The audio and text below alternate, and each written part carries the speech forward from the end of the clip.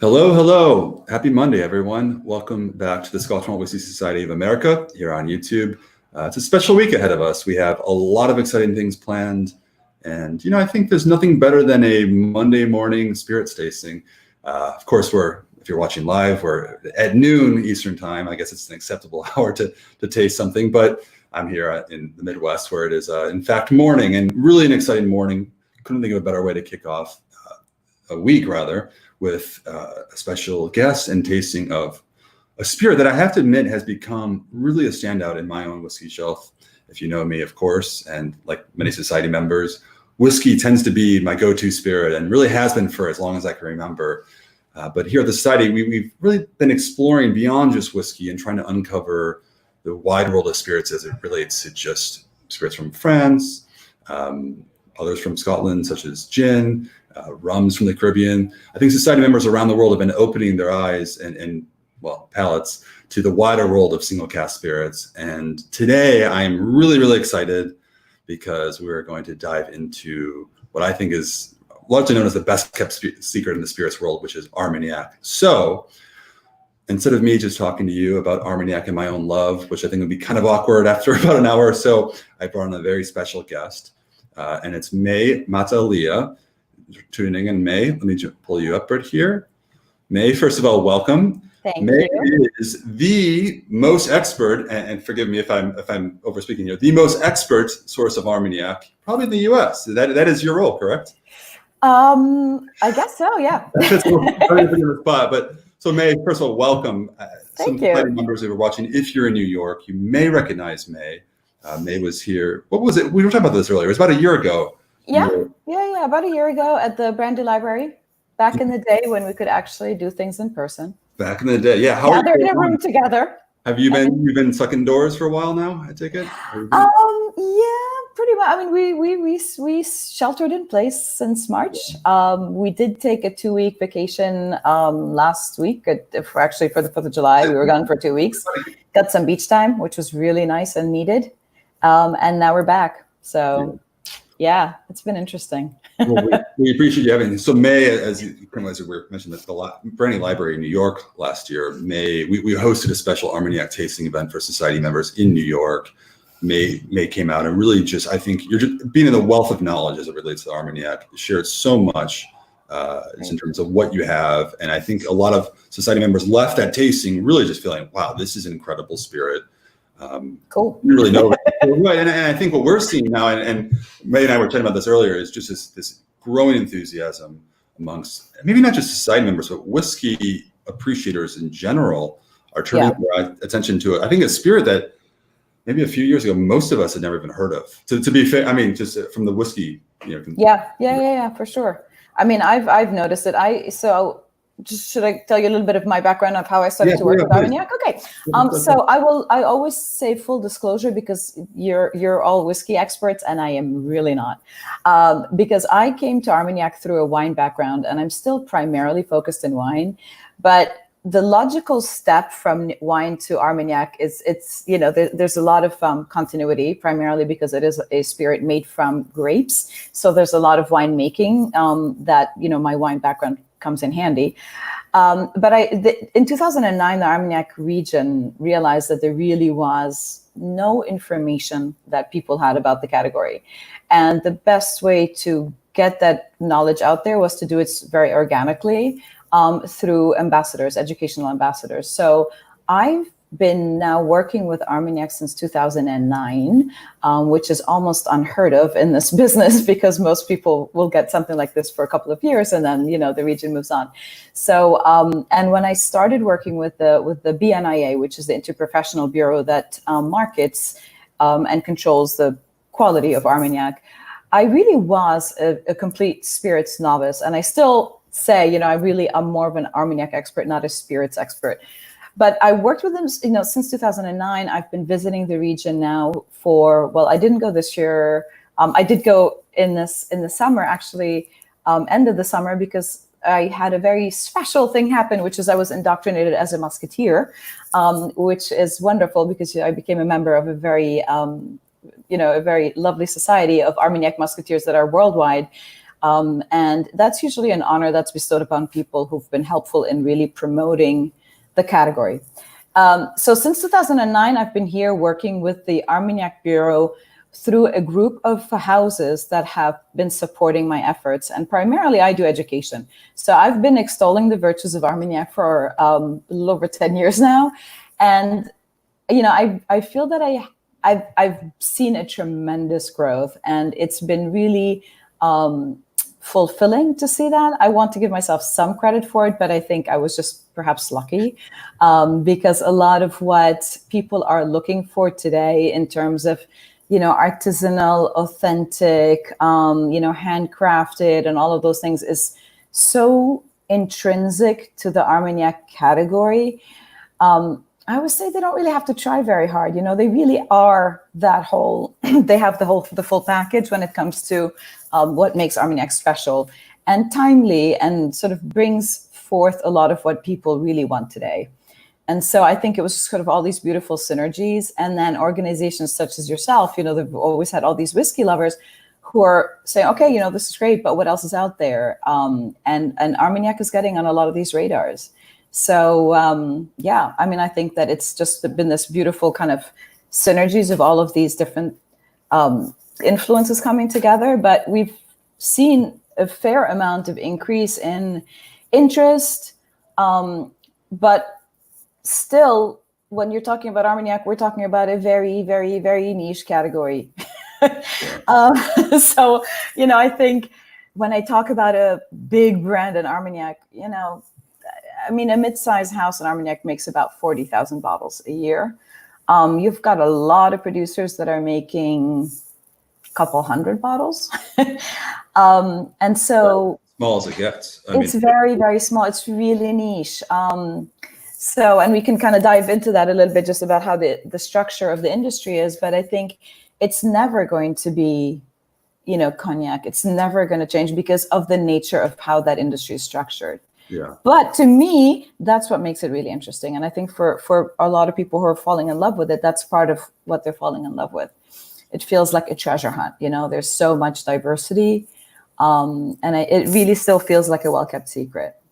Yeah. And, and for that purpose, and let's get in with that, let's kind of get into sort of what is it and really the history. But I think before I'll just to comment on that, I do hear people often refer to it as the best kept secret in spirits. And so, but as someone who really appreciates the spirit and loves it so much, not any less than whiskey, to be frank. But as that, I'm hesitant to sometimes make that the title as on this YouTube video, because I don't want people to know it. You want everybody to know it. And of course, it's how I feel about whiskey. With Armagnac, I kind of like the fact that it has been so preserved, because it's also great value too. So, at the end of the day, I think when you love something, you just want others to share it with you. And so I think that's inevitable. It's a bit like finding your favorite, neighborhood restaurant or something in the city. Like, you really want to keep it to yourself, but you want to support it.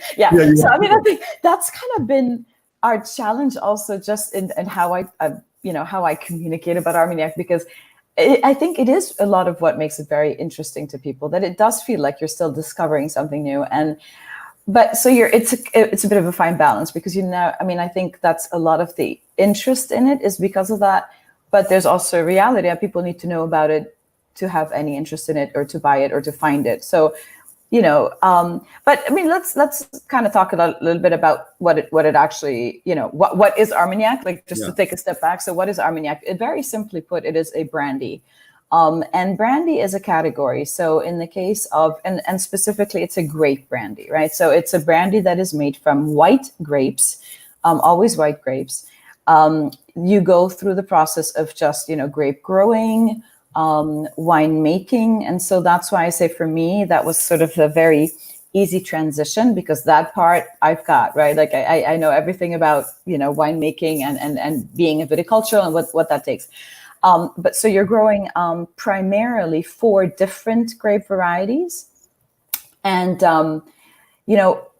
very often when I'm doing these types of presentations, one of the biggest points of question is, how is it different from other spirits? But then specifically, how is it different from cognac?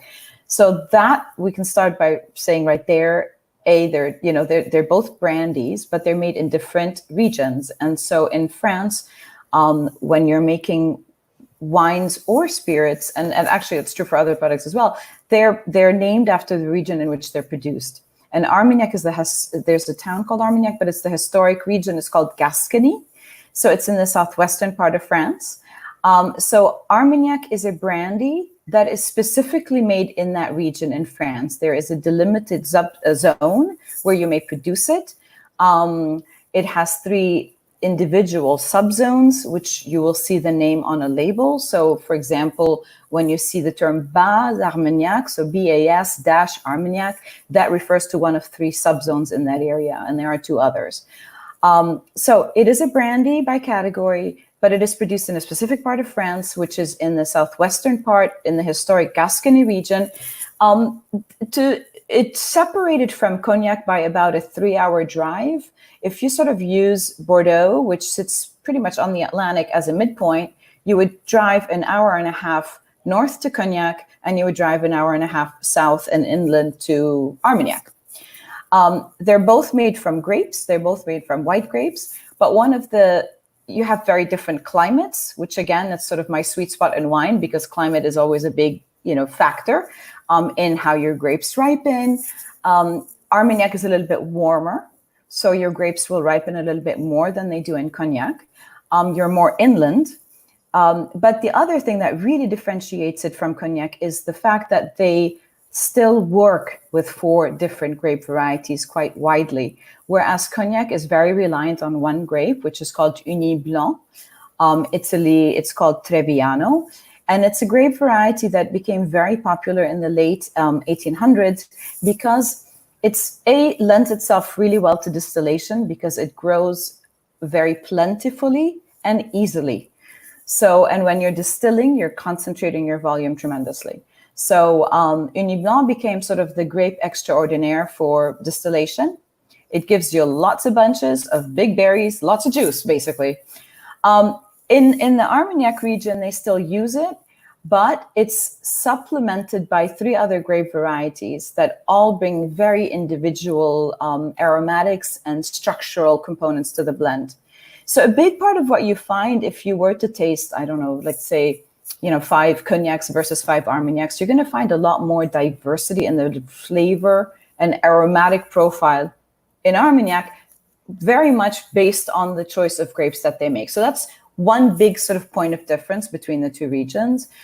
Legally, 10 grapes are permitted. In reality, these 4 grapes form 99% of what they use. So the others are just, they're historical.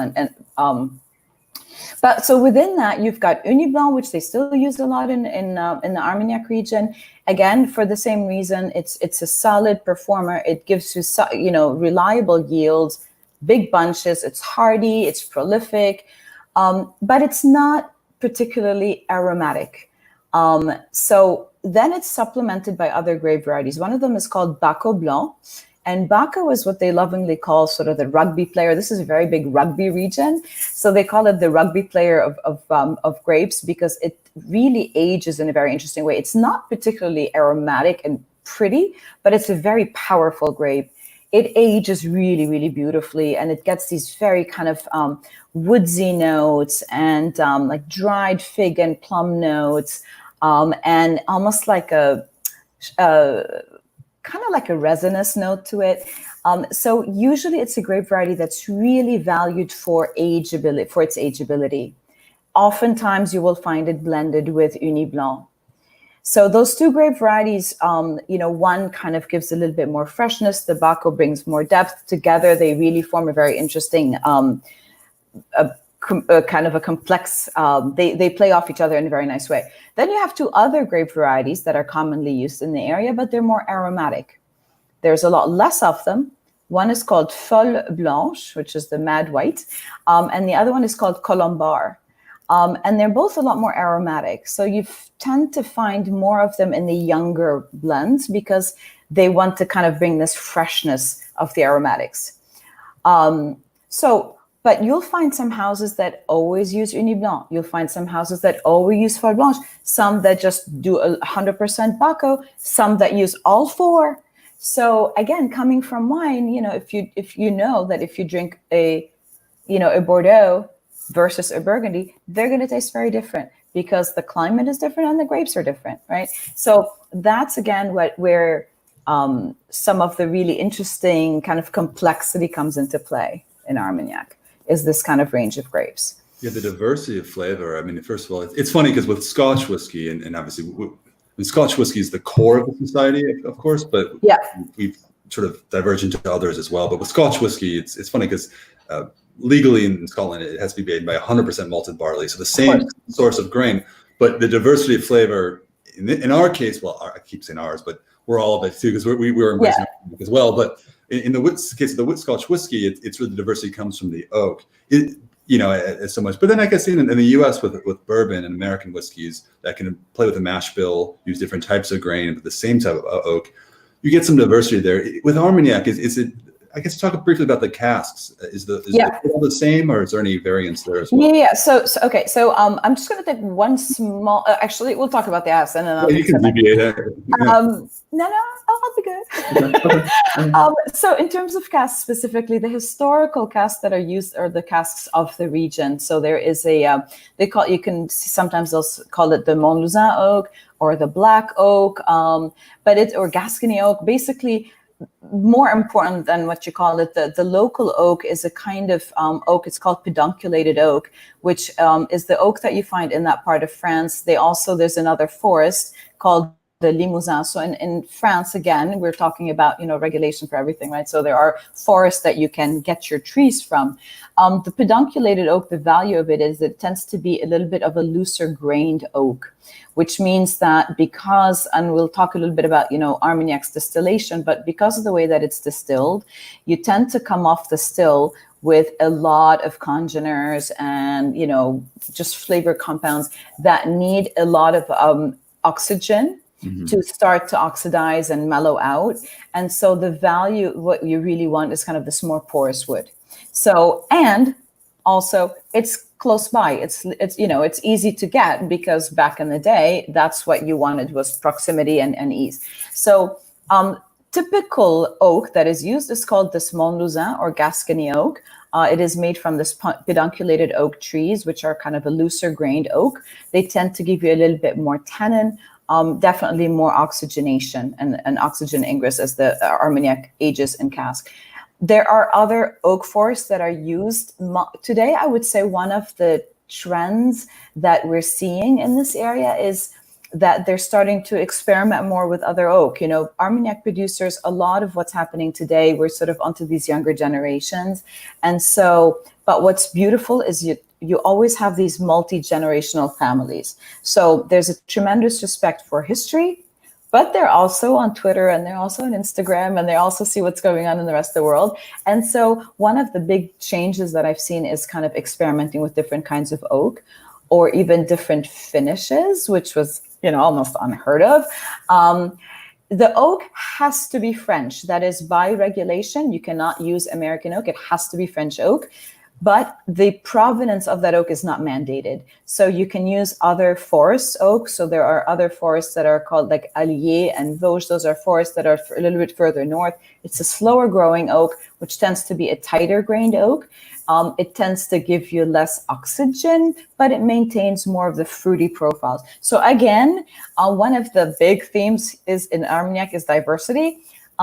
That's another aspect of that diversity, your choice of oak.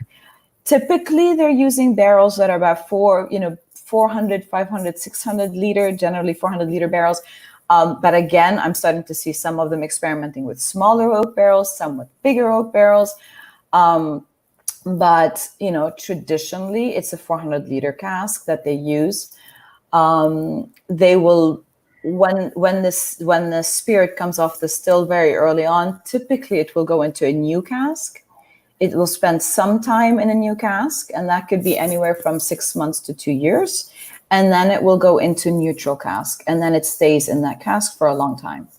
How long? Usually it will stay in cask up to 40 to 50 years with careful monitoring before it then may go into actually what you're seeing behind me on the cover of that book, which is what they call a demi-gen or a demi-gen.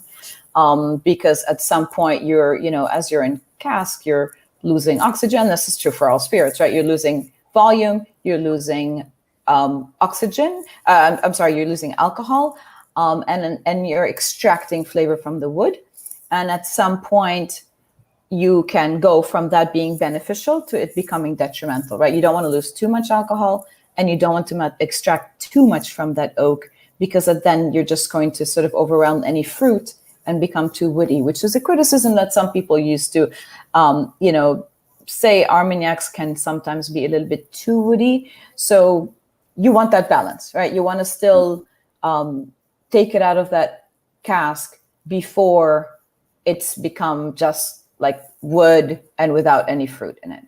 That's fascinating, because with whiskey, particularly Scotch whiskey, it's sort of the inverse of that. Is when it comes to maturation, you'll start with, I mean, I take it by neutral oak. You mean one that's been a reused barrel? Reused, yeah. I guess the way we use, just different terminology, but same concept. But it's sort of the opposite, because with whiskey, we'll take what you would call a neutral barrel. We talk a used barrel or cask, and then perhaps see how that matures. And if it's sort of a bit too mellow, might transfer it into a more active, or sometimes new oak, which is really active cask, to sort of just rejuvenate it a little bit. Right. It's the opposite.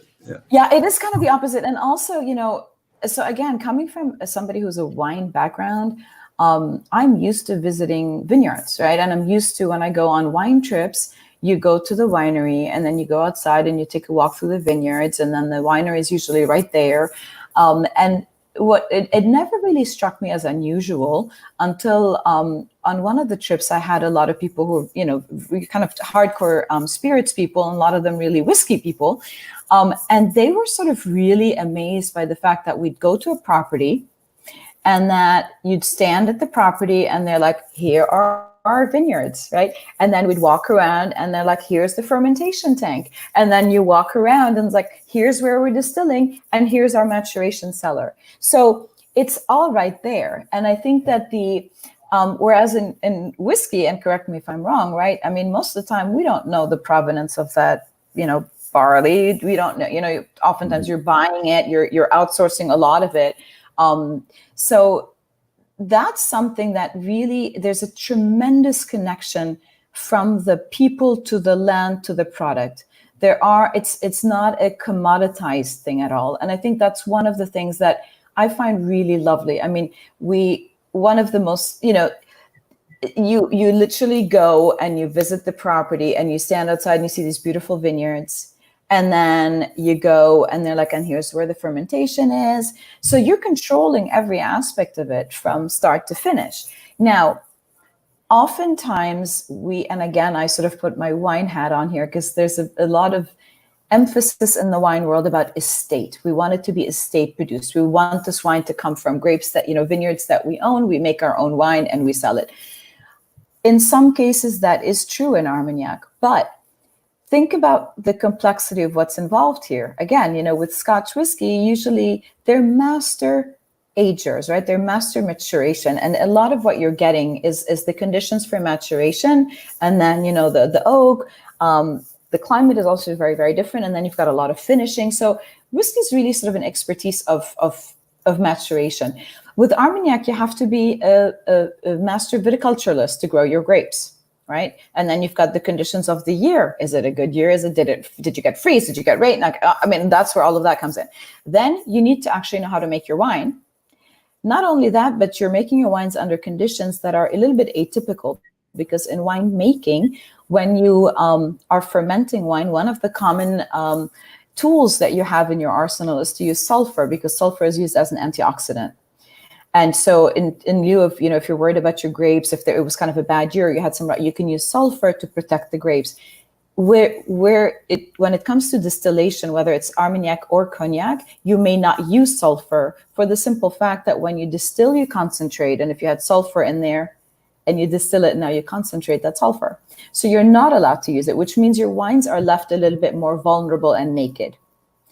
So you have to be very careful in your wine making. Right. So now you've got to know how to grow your grapes. That's one expertise. You've got to know how to know your wine, make your wine. That's another expertise. Then you've got to make sure that your wine stays clean. And then you have to distill. And that's a whole other area of expertise. Right. And then you have to go into barrel and mature. And that, again, that's usually happening at one property. So think of all the different hats you have to wear. Then layer in the fact that it's usually very small family businesses. So what you have are the structure of the industry is such that you have about 1,000 people that are involved in grape growing. And then the industry is kind of very separated. So you have some houses that do everything themselves, and those are going to be the bigger houses. Somebody like Chateau de Lebade, for example, which is one of the properties I work with, they're a bigger Armagnac house, right? They have their own vineyards, they make their own wine, they have their own still, they have their own cellars, they have 7 cellars on the property. The family spends their summers there. They can do all that because they're a bigger house. But the reality is a lot of these smaller growers cannot do it all. So what do? They grow their grapes, usually in what's very common there is called a polycultural farm. So they'll have grapes, they'll also have corn, maybe they'll have some wheat, they might have some geese, they might have some cows, or, so that's very, very typical. You'll make your wine, and then usually, let's say you want to harvest your grapes, you and your neighbors all agree on a date, and you rent a machine harvester. And you'll say, okay, it's going to come to my farm on Monday. It's going to take him a couple of hours. Maybe Monday afternoon, it's going to go to my neighbor's farm. So you sort of it's a communal thing. And then it's really, different, yeah. It's completely different, right? And then when you want to distill, a lot of them don't have their own still. So what do? You hire a roving distiller. So 20% of Armagnac today is still distilled by roving distillation, which means you call one of the 5 guys that are licensed in the region, and they have their stills. The stills have to have a license number that's approved to be used as a still in the region. They roll up to your farm. Literally, it's a still that's attached to a tractor today. It used to be attached to a donkey cart. They roll up to your domain, and then they'll park it there in the cellar, in a shed or whatever you have. And then they'll distill for about a week or 2 days or 3 days, whatever you made. You'll have a little cellar in the back. We're not talking fancy, right? I mean, sometimes it could just be like a kind of almost falling apart shed. They'll distill whatever they get, 3, 4 barrels, 5 barrels, goes into the barrel, stays in the cellar, and stays in that cellar. A lot of them will hold on to that Armagnac from that year. So let's say, in 2000, they got what they got, they put it in a barrel, and they hold on to it. And then either they have a leak in the roof, or they have a medical emergency, they need some money, they sell it. And they sell it to one of the brokers in the area, or they sell it to one of the houses that deals with these producers. So then you have an example like Darros farming, one of the other really wonderful Armagnacs. They don't own a single vineyard. All they do is they work with 35 different producers in the region, and they get their Armagnacs from them. So, for example, with Darros, you will always see the name Darros, which is kind of the brand, but then you'll see the name of the property where they got it from. And then they always have a little necker that tells you, this was from so-and-so's property. The sand was this that was distilled on this day by so-and-so. They tell you the name of the distiller, the distillation strength, and so it's full traceability. So that's a very different model as well. And that's a model that's necessitated by the fact that you've got, all these different 400 different growers that are kind of growing these grapes and have Armagnac or wine, but they don't have the means to promote it, to sell it. Right? Because we know, better than I do what it takes to actually get a brand on a market, to find an importer, and a lot of these people don't even go to Paris, let alone come to the States, right? I mean, we're really talking, the heart of the French countryside here. I mean, we didn't even talk about Gascony, but it's the least inhabited part of France. You've got way more ducks and geese foie gras than you have human beings. You drive and drive and drive, and all you see is just like this rolling landscape of beautiful hills. But it's a very, very sparsely populated region. Yeah. And it's very, it's sort of like a lost in, a little bit, caught in time. And it really feels like when you're there, you've got all these medieval, not cities, you've got medieval towns. a lot of farming. It's a very agricultural area. It's not at all a monoculture. And that's the other thing when you're driving around. It's not like if you go to Cognac, you drive miles and miles and all you see are vineyards. In Gascony, it's actually beautiful because it's almost like a patchwork. Well, you'll see sunflowers, and then you'll see corn, and then you'll see vineyards, and then you'll see wheat. And that's very much the lay of the land there, but it's also very much a way of life there. You know, you eat local, you drink local, you grow, oftentimes you grow your own produce. So yeah, I mean, and that's, I think, again, sort of something that's this connection of the product to the land, to the people is really strong. And I think maybe one of the most beautiful stories there. And you know, if you have a chance to go visit, people are incredibly generous and warm.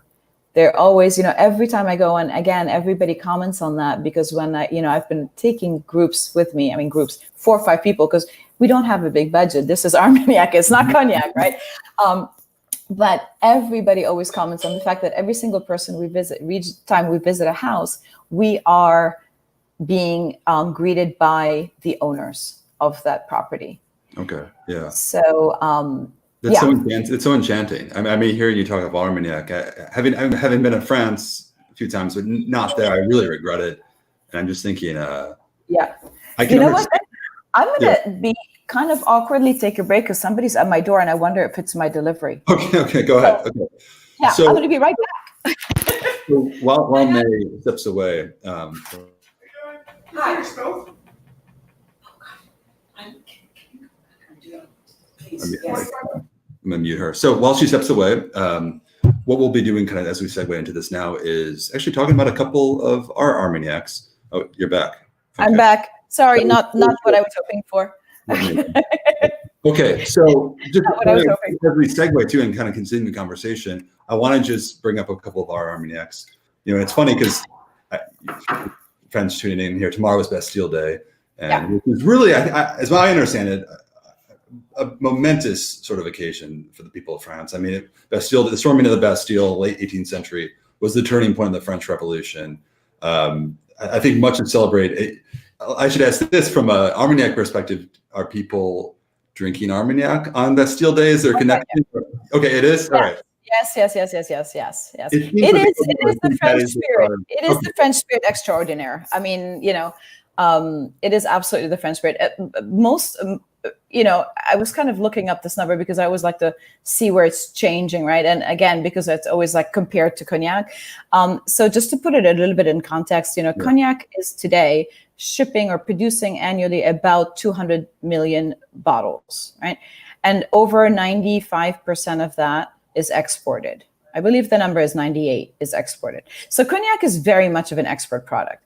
Now, we compare that to Armagnac. The annual production is usually around 6 to 6.2 million bottles a year, right? We're talking, I'm not even comparing it to whiskey.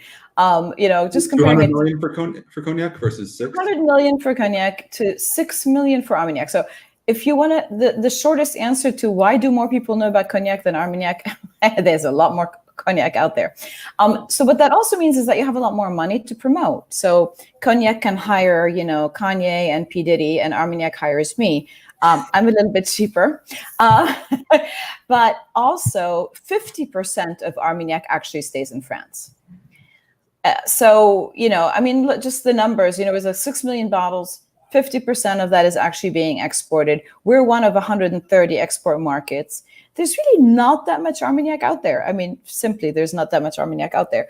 But it's what the French really drink, and when you're in a French restaurant, when you're sitting there and they wheel up that cart of cheese, or they wheel up the cart of desserts, they will oftentimes also wheel up a cart of Armagnac for you to choose from. And they will have all the different vintages of Armagnac.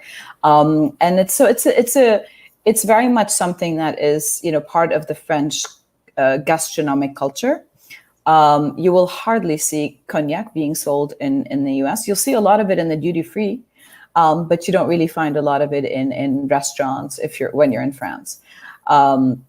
They do love their whiskey though, but if they're drinking brandy, they're usually drinking Armagnac, not Cognac. And you know, and so it is sort of this very it is very French. It's something that the French really, you know, which is why we say it's France's best kept secret. Because yeah, a lot of it actually stays there, and it's what the French drink. Well, going back to our point earlier, it's as you're describing Gascony and just the nature of creating Armagnac in such this rustic and enchanting sort of environment.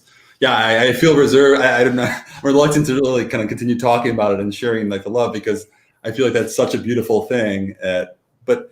And I just see anytime you have a spirit that's as incredible as Armagnac, and I do feel that about Armagnac as I do about whiskey, it's bound to be discovered by everyone, you know, and we're seeing a lot of that. As we continue, I want to kind of segue into it, because we talk about tomorrow's Bastille Day. So we do have a couple Armagnacs, and you know, we've been putting out at the Society. And last year, I'm assuming you had a few of the first run that we had at the tasting event that you co-hosted.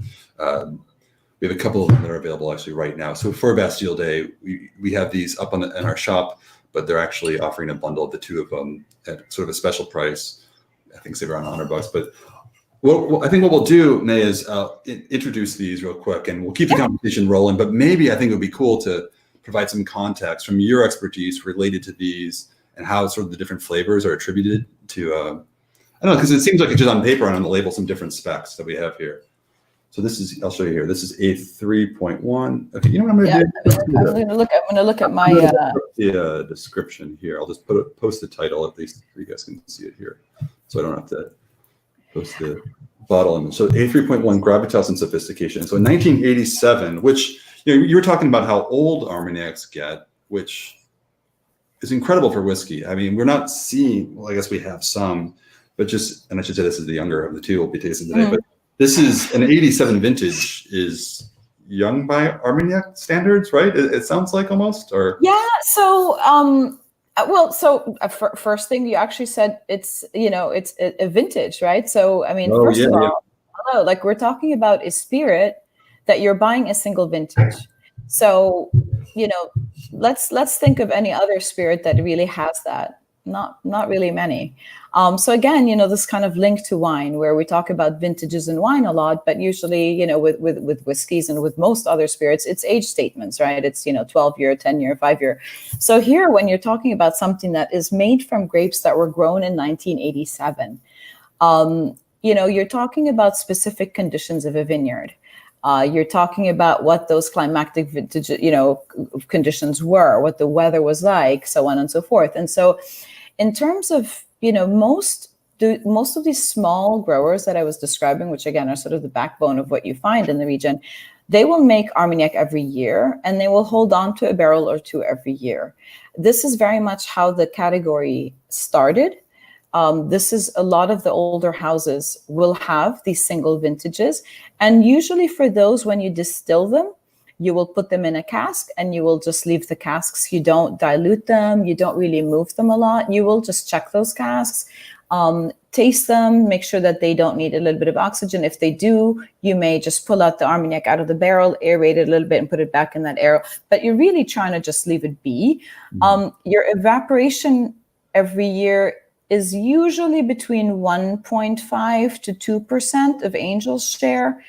That's going to vary between the conditions of your cellar, whether it's a humid cellar, whether it's a dry cellar. Most producers will have multiple cellars, so they can, you know, do they want to blow off more water? Do they want to blow off more alcohol?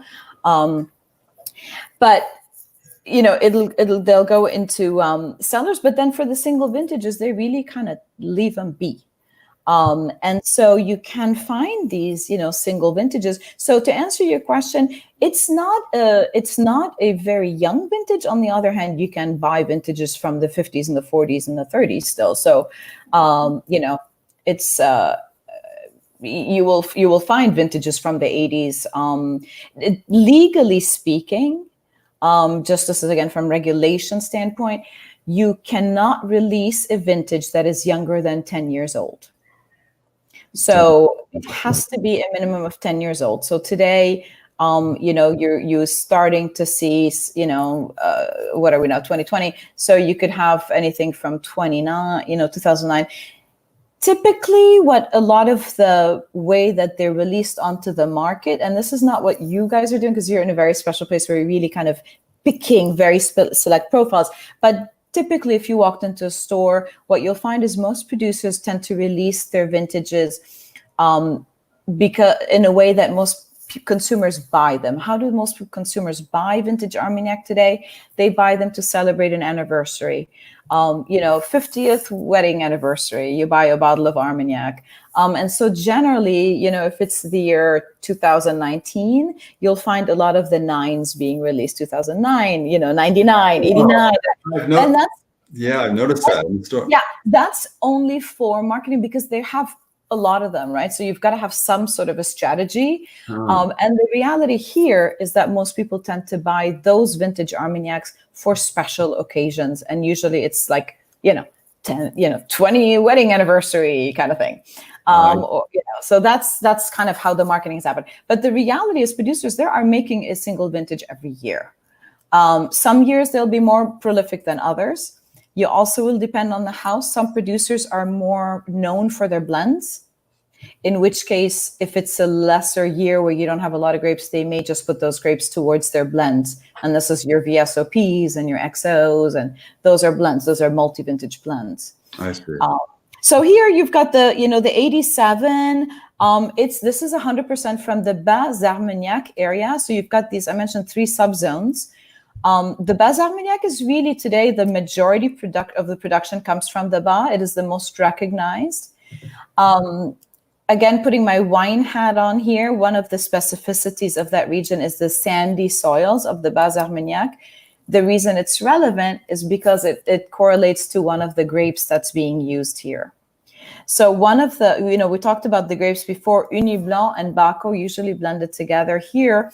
Baco, you will often find Baco in the Bas Armagnac because it really likes the sandy soils of that region. So the other thing we didn't touch on at all is also the distillation.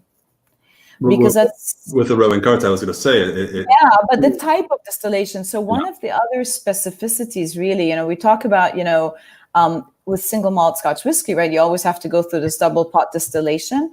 With Armagnac, the majority of Armagnac is distilled in what they call the alembic armagnacé, which is a trademarked alembic still. The value of it is that it's a form of continuous distillation, which means that you only have to run it once. So when the wine goes in, it comes off the still and it goes into barrel. It's only a one-time process.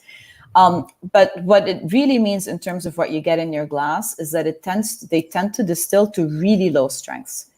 So with whiskey, what's the typical, like when you come off a still, what are you usually coming up? It depends on still, but you can hit up to like 70%, 72%. Right. So exactly. So still, but yeah.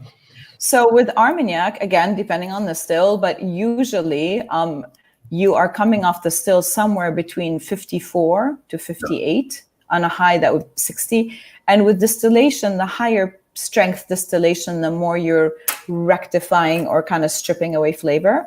So with Armagnac, you're distilling to a very low proof, which means that you're retaining a lot of flavor, which is also why they will always be more weighty, richer, more flavorful. It's also why I think people kind of would use this rustic term, which I sometimes bristle at a little bit, because to me, rusticity is not necessarily elegant. I like to think of them more sort of as rich, round, intensely flavorful, idiosyncratic, but there's a beauty to them, and there's a tremendous elegance, actually, especially when they age. So, unfortunately, I'm tasting through, my imagination, not so much by what's in my glass right now, because I didn't get the.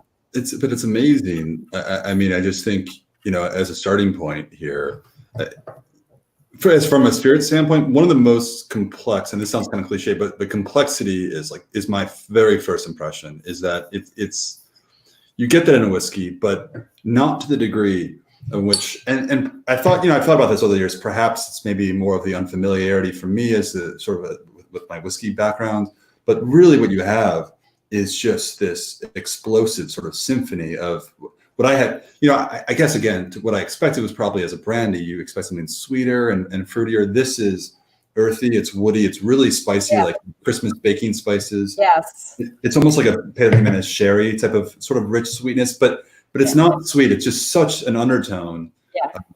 And that's one of the things that I mean, they do, you know, with age, so you do get all these beautiful complexities. Because first of all, you're starting from fruit, right? So unlike whiskey, you're starting from fruit. So they're more aromatic in and of itself. The base brandy will be more aromatic. And then you've got all the, you know, what aging brings to the table. You've got the aromas that are going to be derived from the wood itself. So that sort of spiciness and that some vanilla and sucrose that you're extracting from the barrel. But then you also have these, what we call the tertiary aromas. And that's what's happening through that aging, right? So we've been aging it since 1987 in cask. So you've got some, you know, like controlled oxidation that's happening, polymerization, and, you know, I mean, just so much complexity that happens. And you've got all these beautiful layers.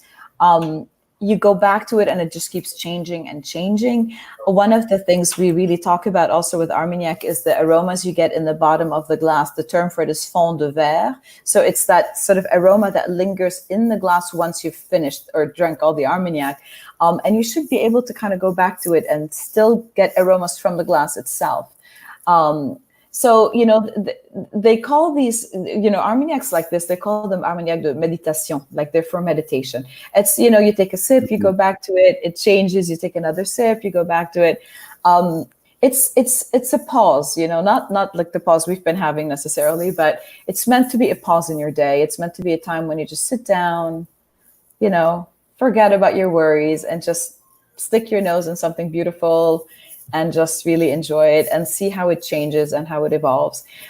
You know, when you've had Armagnacs this old and they first go into bottle, and this is something that honestly I never used to think about with spirits until I had kind of a couple of my own, you know, anecdotally, I mean, personal experience with it is, you've had spirits that have spent a lot of time in oak, and then you put them in a bottle, they sort of almost like shut down a little bit. And we sort of talk about bottle shock with wine. We don't talk about it with spirits too much.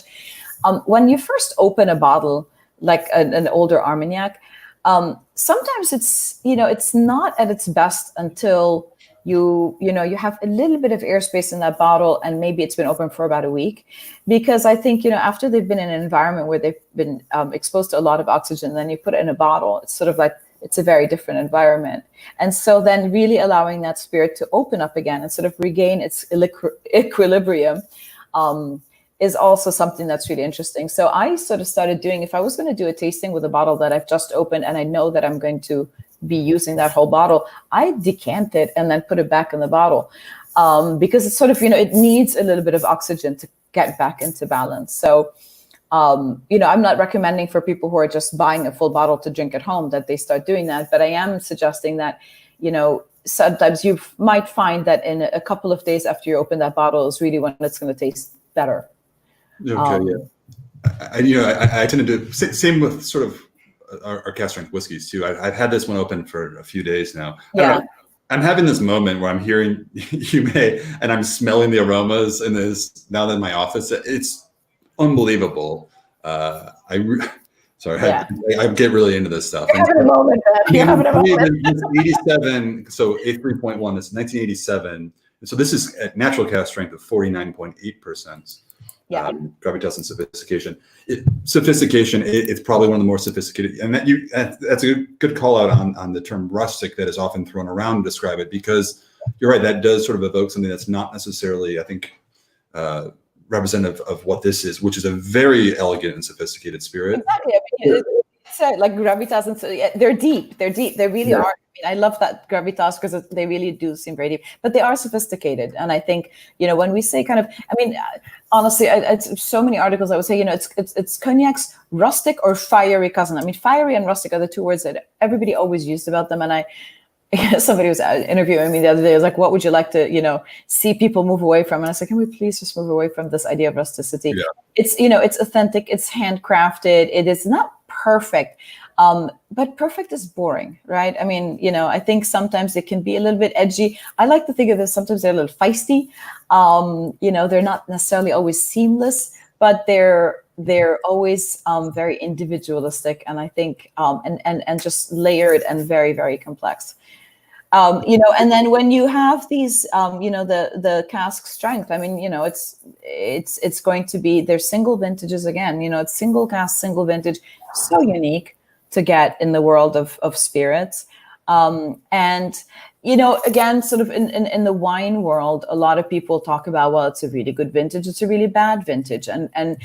And I oftentimes will get questions from people who are really wine collectors and, get into Armagnac, like, well, what's a good year? What's a bad year for Armagnac? And it's not the same metric, because a good year for Armagnac would be a year that's plentiful. It's where your conditions allowed you to harvest everything that you could in good, healthy condition, because then you have options.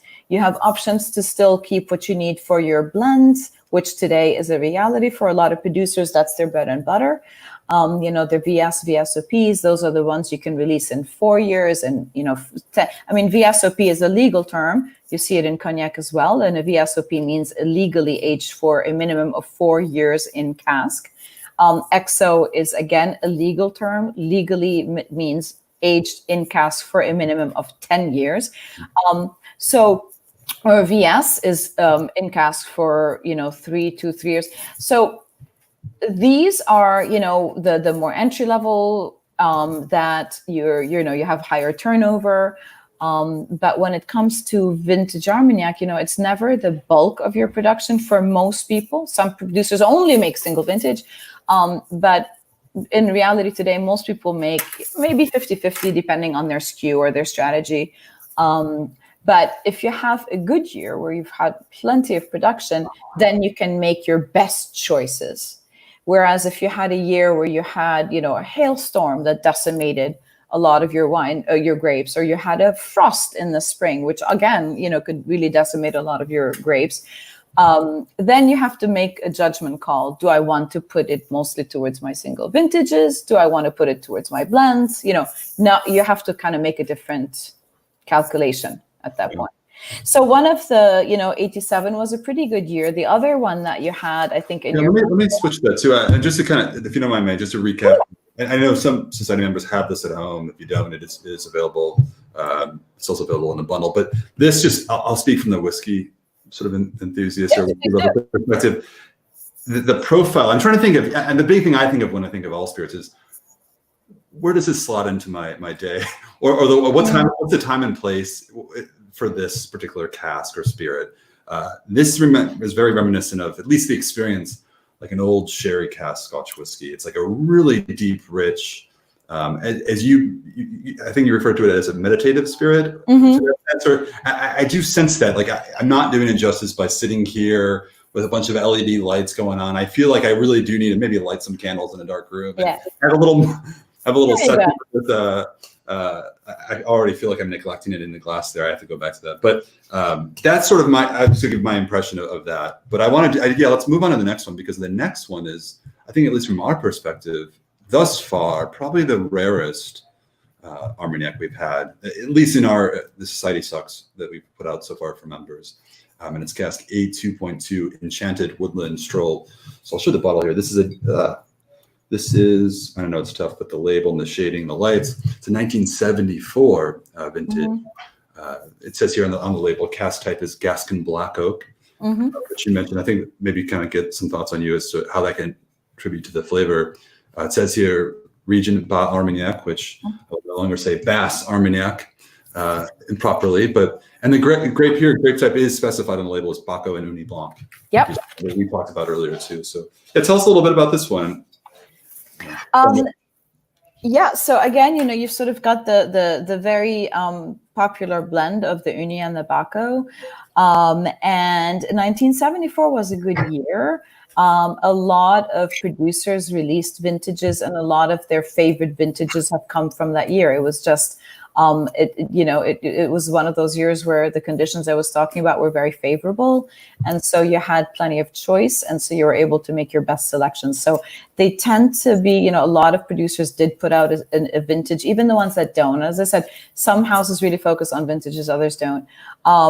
But it was a year that's very popular, and you will find some of the really beautiful Armagnacs coming from 1974. This is aged in Gascony oak. As I said, Gascony oak is very popular because it's very convenient. It's the local oak.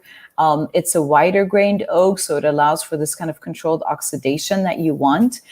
And this kind of woodland. I mean, it is a this I kind of like the enchanted woodland stroll. It's like woodsy, wet leaves, mossy. Those again are kind of aromatics that you want you want to find in the glass. You tend to find this kind of creme brulee, like caramelized sugar, that also comes from the toasting of the barrels. This is the oak also gives you a little bit of kind of the sweetness, right? Because you're extracting some vanillin from the oak, which is actually a sweet component. So when you're talking about sweetness, it's kind of important to mention that, oftentimes if you were to taste, for example, younger cognacs, there will be a notable sweetness there. And that's a sweetness that's coming literally from the addition of sugar. And you do that because it's a way to make a young spirit a little bit more palatable, frankly. But here, we're not talking about the addition of sugar. It's not coming from sweetness of sugar. The aromatics that you're getting are coming from the oxidation of the flavor profiles. And then that sort of impression of sweetness is coming from extraction from the oak. These kind of compounds that you're getting from the oak. So there's nothing added. The color is 100% natural, again, because the oak is oftentimes fairly highly toasted. So it's not charred, it's not bourbon char, but it is toasted on an open flame. There's one of the most, in the region, there is one cooper who works pretty much exclusively with the local oak. He hand builds the barrels. He makes about 3 barrels a day. And they'll form the barrel over an open flame, and then they'll go to another flame to do the toasting on the inside. So again, local. I mean, we didn't even talk about the provenance of, not only do you have local grapes made on site, distilled on site, aged on site, but the wood is also coming from the local forest, usually made by a local cooper called Bartholomew. He's the most, you walk into most Armagnac cellars and you're going to just see his stamp everywhere. And visiting him is really, again, like a throwback in time. You just go and you just see all these different planks of wood, resting there, and he's hand building. It's him and 2 other people, and they're making, about 3 barrels a day. Seriously old school. I have to say on this one, just in here you kind of talk about this, or just the backdrop for what I'm tasting here, fundamentally different in so many ways. If the last one were a rock concert, this is more like a symphony. Yeah. I mean, the first one, the 87, was sort of just loud, in your face, complex, yes, but just like screaming. This one sort of draws you in a little bit more and has a flavor profile. I think the first one I called out this sort of the sherry. It has this PX, Pedro Jimenez sherry type of sort of sticky note to it. Not sweet, but more so than this one. This is more woody, and the spice is not really like the cinnamon baking spice like the first one. It's more of like a sort of exotic Asian sort of type of Chinese 5 spice. There's a bit more thought-provoking in that sense. Like it's unfamiliar. Ginger and nutmeg, to me, I usually sort of go either they go for me into like cinnamon and clove and or ginger and so I think that's it's kind of a differentiation. Oftentimes we'll just say spice, but it's good to sort of say, is it baking spice? Is it more like pungent spices? But this kind of woodsiness, oftentimes also with age, you're getting this other really lovely aromatic we call rancio. Rancio is something you will get with older, and because you're mentioning Oloroso, rancio is this aroma that you get from any spirit that has aged in oak for a long time, and it can be with tawny ports. You can get it with old Oloroso sherries. You can get it with Madeira, and with Armagnac, and it's sort of when you move away from the fruity aromatics and you go into more, I want to say chemical or varnishy, but I don't mean this in a bad way. But it's a little bit sort of like a varnish or a resin, walnut skin, kind of, all oils like walnut oils. That's that kind of rancio characteristic. And again, it's something that you want in a controlled component, because if it goes too much and then that's all you get, then it sort of takes away from any of the fruit. And then I think you've gone too far. But when you sort of, when it's done well, which means that your aging is done well and you've monitored your casks properly, you've got you've got a little bit of the dried fruit, because now we're 1974. You're not really going to have any fresh fruit so much. It becomes more dried fruit aromatics. And then you've got this layer of kind of earthiness. And then you've got this, sometimes this kind of mushroom, almost an umami component. And then you've got this other layer of rancio, which is kind of this like resinous or walnut. And so like all these different layers, it's like unpeeling an onion, and it's just like layer upon layer upon layer. And again, really beautiful, and this kind of exotic spice finish, like almost like Indian spices like turmeric and cardamom, like all these really beautiful aromatics that you get on the finish. Yeah, really, they're beautiful. And I think that again, it's one of the and no two casks are alike. That's the other beauty, right? Like when you're working with this, even if you were to get another cask from the same grower or from the same house, it's going to have a different expression, because it's going to be a different year. And that's the other thing we didn't even talk about, because can I just jump in here? Okay, so 1974. If you're up to me, I would be drinking for the next 3 days straight. So just one more thing, because with vintages, it's kind of important to note. I said this before. With vintages, you can only sell them after they've been aged for 10 years, right? So this 1974 could have been sold in 1984, right? So now, it could still be in cask for another 10 years. So if this same cask or the same vintage from the same house was bottled 5 or 10 years from now, it's going to taste completely different. Because not just because it's a 1974 doesn't mean that it's staying stagnant. As long as you're in cask, you're evolving, you're changing, you're still, as long as you're in these barrels, you're still getting, you're evolving, you're maturing. Once it goes into glass, at that point you're pretty much storing, right? And that's again with all spirits, it's the same story. But the tradition in Armagnac is that you will stay in cask for up to 50 years, 50 to 60 years. Sometimes, again, depending, monitoring carefully and making sure that you haven't gone too oaky, you haven't tipped over. But you will keep them in cask until then. And, when they're younger, you will move them a lot from one barrel to the other, because again, you're trying to kind of get rid of some of this aggressive flavors and flavor compounds. But by the time they're this old, maybe you'll move it out of barrel once every year, 2 years. Yeah. And you'll kind of just like put it in something else and then put it back just to give it some oxygen. Speaking to our single cask, all our spirits, it is in wood. It's through its until bottled. At least the casks are. So this one was 46 years old. So 74 bottled 46 years later, which is wild. We don't see whiskeys like that anymore. But it's wild to be tasting a spirit of that age, just relative to all the whiskey here. But the first one was 33 years old in age. So it's an interesting process how these Armagnac houses actually approach maturation and then to bottling, and really all the variances you can get sort of in flavors from that. I gotta say, I was excited about Armagnac before, and now I felt like I was cheating on my love of whiskey, and now it's I'm like, wait, what am I doing? That's a ridiculous perspective. It is such an incredible spirit, and I have no less enjoyment with really either of these two than the finest whiskeys I've ever had. It's really remarkable. And so it's also remarkable, going back to the point, I'm just thinking, wow, the fact that the whole world does not yet know about this.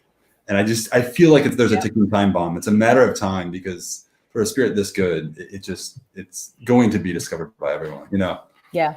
Well, you know what? I mean, I feel like your organization is a real indication of that, because, how long have you been just working with whiskey, and then you've recently introduced Armagnac and started to expand. So I think, a lot of, as I've been working with the region now for a bunch of years, every year I have a different strategy. And so at the beginning, I was really focusing on just trying to get into retailers, get on the shelf, get into restaurants, get into bars, get behind the bar, get the bartenders to use it. And then I, started to work a little bit more with just with groups like yours, because people love whiskey, and it's not to take anything from whiskey or cognac or any other. They're, rum. I mean, they're every category is, makes beautiful products. But I think that there's, you're already, as I say, 75 to 80% there if you love spirits and you like brown spirits, right? Like, and I think, you can just add to that love and just, kind of open your eyes to different things. One of the big sort of people that communicate about it is, they'll say, Armagnac is, or if you sort of make the comparison to tequila and mezcal, right? So cognac is sort of like your tequila and Armagnac is your mezcal, where there, it's a lot more artisanal production and idiosyncratic and things like that. So I think, to my mind, anything that helps get people to just give it a try. I think I have yet to find any spirits lover who has tasted Armagnac and hasn't really loved it. I think the impediment isn't that they don't like it. It's just that maybe they don't know about it. It wasn't on the radar. Yeah. But once it is on the radar, I think, everybody can find room on their shelf for a couple of bottles of Armagnac. And I really, I love the fact that you have the different vintages, because it's really fun to get a collection of vintages. It's nice to have, to do flight tastings. Maybe next time you could expand and get somebody from one of the other subzones, like from the Ténérez, which we didn't really talk about the subzones, but the Ténérez also has a very different style. So, for your membership, it'll be fun to maybe have something from there as well, because then they can do, more comparative tastings, especially when you're talking about a category that's still new for most people. I love tasting. I always tell my students, it's like taste by comparison. It always gives you somewhere to like, oh, this is more fruity than this. This is more, it sort of gives you something to gauge against. So, yeah. But I mean, this is fantastic. And I got to tell you, I mean, the only reason we don't have more right now in our shop is because everyone's going for it. I mean, we've had a couple of, these are really some sort of special ones with older vintages, but others we put out there, and the interest has just been blowing up. And more, we release them, our members are going for it, and I think really taking a keen interest in it. And well, that makes me happy. I guess maybe that's you're doing your job, we're doing our job, but I think overall, I keep going back to the sort of environment you described with Gascony and just the world of Armagnac at the source. It's such a beautiful story, and it's real. Just the whole picture that you've painted is fascinating. And I think when you have that combined with something at the end of the day that is just mind-blowing in flavor and taste. I mean, I just, what more do you want, Right. Oh yeah, I mean, we can spin stories as much as we want, right? But if the proof is in the pudding, if it's not in the glass, nobody's going to come back. But I think that's one of the things for me. The first time I went there, I just was blown away. And I will say, full disclosure, I'm not even French. I'm from Lebanon. So I've got, my grandfather's hat is not like hanging to a Gascony tree. And I went there and I just really fell in love with the place. I fell in love with the people. I fell in love with the product. And I think anybody who really wants to go and experience something special, you will be welcomed into producers' homes. You will meet with the families who are making the stuff. You will meet with the sons. You will meet with the daughters. I mean, it's remarkable. And again, as I said before, every time we've gone and I've brought people there, that's probably the one thing that really strikes them. That when I say, oh, we're going to visit so and so, like Delors, and then we go and we meet Jérôme Delors. We go to the Castarède and we meet Florence Castarède. You go to Dartigalanc and you meet Françoise Dartigalanc. And they're the ones that are actually hosting you. And they're fifth generation, sixth generation, and it's their family, it's really special. It's a very, very, very special thing. So I'm, at the end of the day, I feel just deeply grateful and honored that they've trusted me with their message, because and I just try to do right by them every day. But one day I'd like to have my own Armagnac. Okay, maybe, and then look, I'll rush to be in line to be the first one there. But I have to say, I mean, just hearing from you, it is great. I mean, I think you're a fantastic representative of the spirit as a whole, here, and very grateful for that.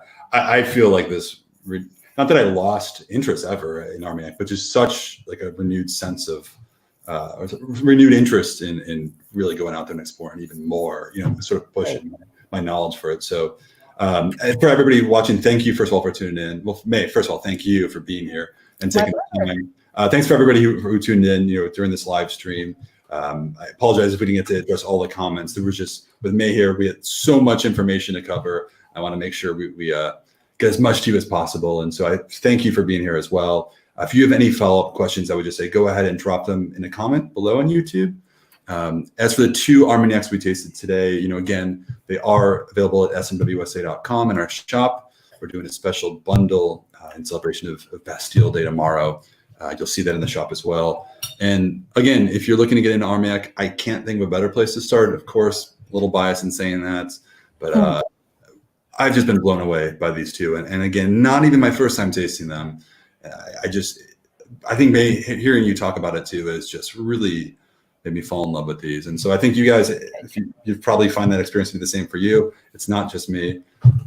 So thank you all. And May, have a wonderful Bastille Day. I'm assuming you'll be participating in the celebration in some capacity. I'll be drinking some Armagnac. Armagnac cocktails. Armagnac cocktails, okay. Yeah. In our next episode, we'll, once you guys all get a bottle and we'll kind of take some time with it, we'll come back with Armagnac cocktails. I'm down with that. Yeah. So, all right. Good. Thank you all. Thank you, May. Thank you. Cheers, guys. Have a good day.